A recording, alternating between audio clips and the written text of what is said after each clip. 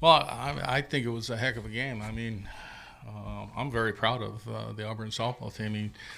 I mean, I'm very proud of Lexi Davis. I mean, there was some talk about why she was pitching, and I think you saw why she pitched. She gave up 7 hits, 5 never left the infield. If we make a play at first base, we win that ball game. She pitched well enough to win. We just didn't support her defensively or offensively.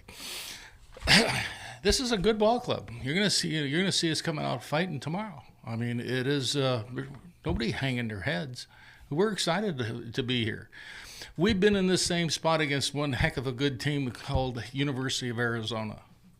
You got to win 2. You can pick the first 2. You can pick the first and last. We chose to pick the last 2. That's all it is.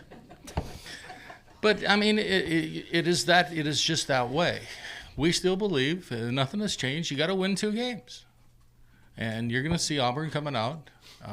And I can't say enough about Corey's plan, the pitches that he called, keeping them off balance in and out. And again, a couple little mistakes. If we don't hesitate at third, we're safe at the plate. We all might be still out there playing. You never know.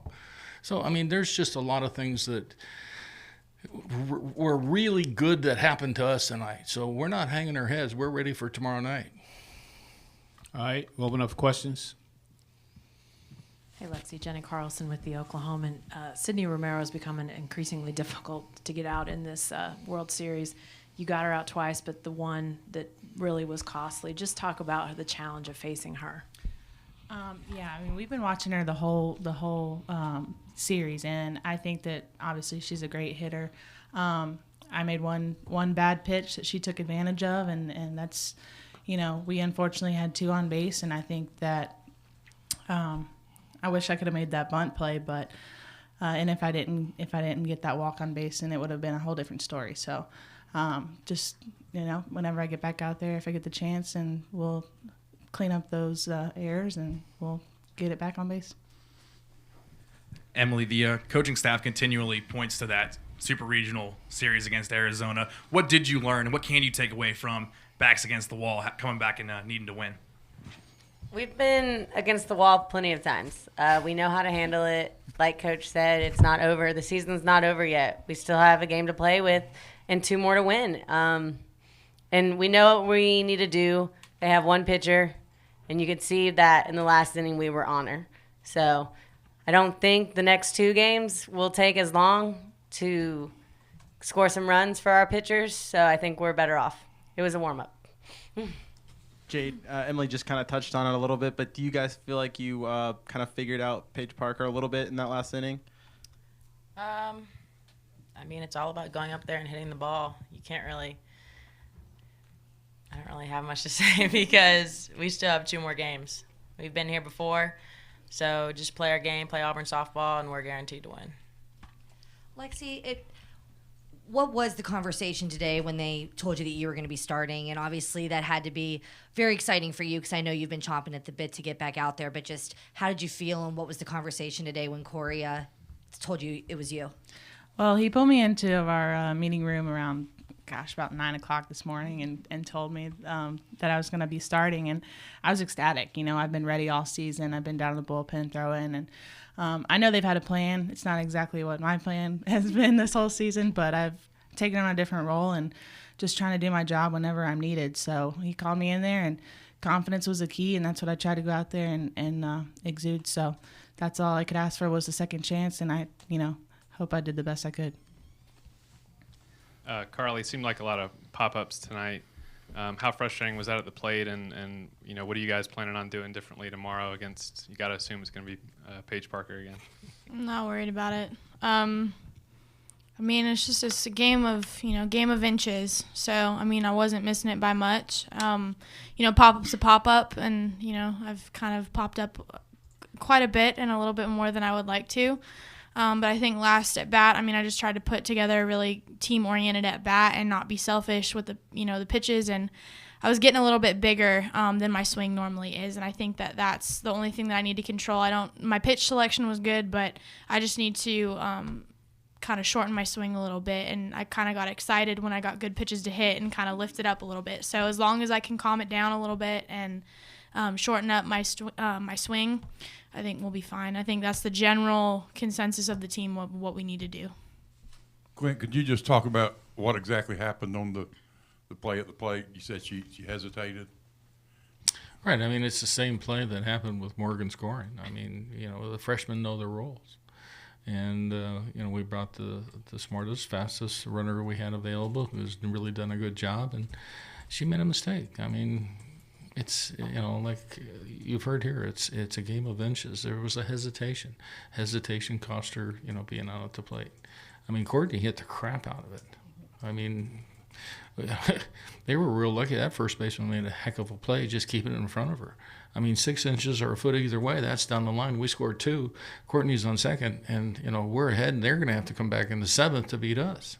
So, I mean, this was a good, good game for us. I mean, we did everything right. We just got to do a little bit of the little things better, and, that's our plan for tomorrow. One other question. Their coach said she wouldn't commit that Parker would start tomorrow. She said they had other pitchers that were ready. Is that a possibility that you take into account? All I know is they're going to have somebody in the circle, and that's not going to change our mindset or what we have to do. I mean, we've got to be able to go out there and get quality pitches and put good swings on it, like Carly was just talking about. We just missed a lot of balls. I mean, you look at Jade sitting next to me. I mean, she just missed the time before, but she didn't miss the last time. I mean, that was a hell of a swing. I mean, and it was low effort, a great contact, took a line drive out in center field. So we have great capabilities on this team, and it's unfortunate that we were on the losing side because, I thought we played pretty well, and I know we pitched very well. I mean, we hit some balls, even our outs were some of them were hit quite hard. So be patient with me. These are a little off topic, but it's for a feature we're doing. Carly, why did you start this crazy workout program that you did in the off season?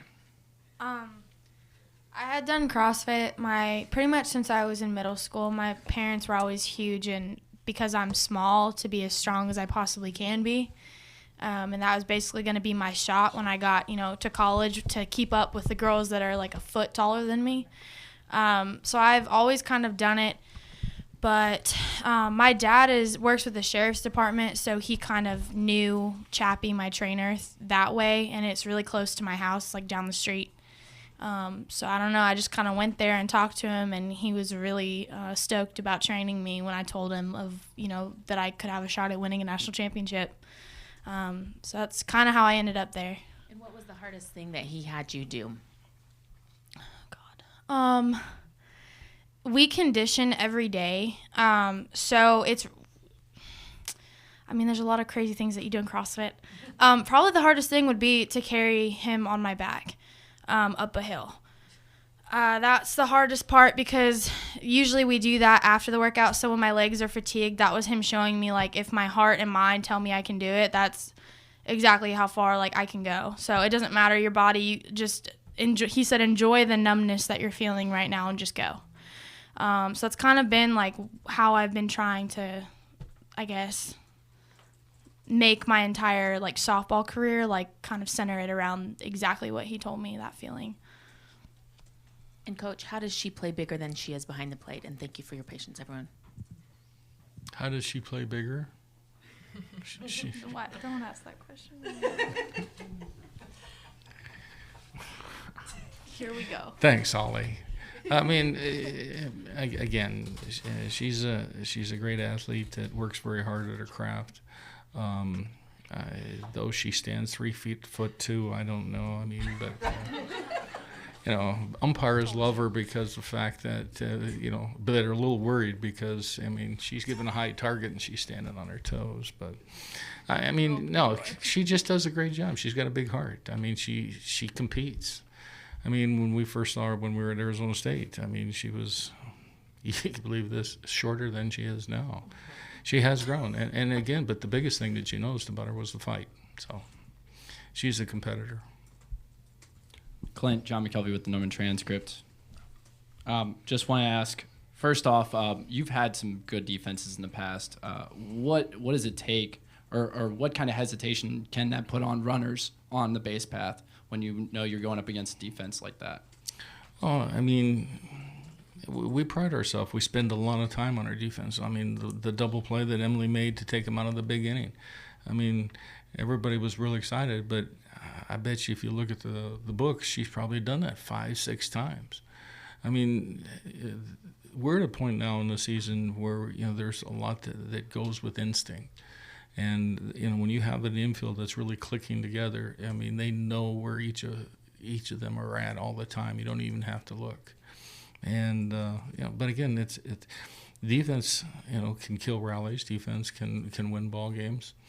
And, you know, we did a pretty good job with the defense today. I mean, like I said, she gave up 7 hits. Five of them never left the infield.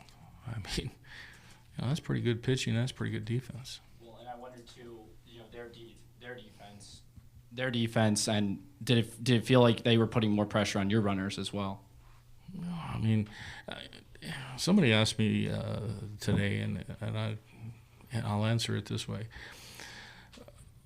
Oklahoma and Auburn are very, very similar in the coaches' philosophies, what they teach, and how they approach the game. I mean, and offensively, we're going against our defense all the time, so that gives it kind of an edge. Well, offensively for them, I haven't ever been to an Oklahoma practice, so I can't really say how much they go against their defense, but we go against our defense every single day, turning double plays, working relays and cuts. And again, it gives us that edge offensively and defensively because, you know, I think we're pretty good. 2 more. Jason Kersey, SEC Country. Emily, talking about the Arizona Super Regional, was that the experience that gave you guys the confidence that you have right now that you can come back, or have you had experiences earlier this season that allowed you to do that in the Super Regional? If so, what were those experiences?